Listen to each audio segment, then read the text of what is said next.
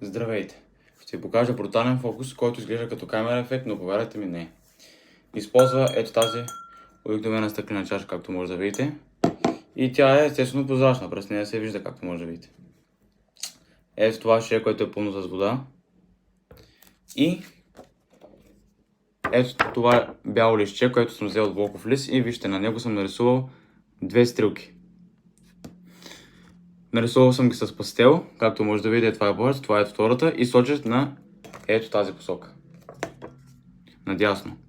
И както може да видите, не са някакви движещи се, а са отпечатани точно на листа, така че не могат да се месят, не могат да се мърдат и от другата страна на листа няма абсолютно нищо. След което ще ги сложа ето така зад чашата, за да може, както виждате, за да може да ги видите пред чашата двете стрелки. И сега, гледайте внимателно.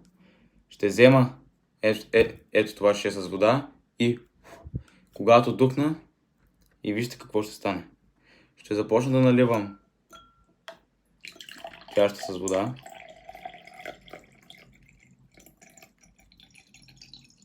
И както може да видите, едната стрелка се обърна на другата посока. Вече сочи наляво, в противоположната посока. Ще продължа да наливам. И както може да видите, ще продължа да наливам водата догоре, до горната стрелка. И както може да видите, и тя се обърна на противоположната посока. Но най-интересно, че когато духна и направя така,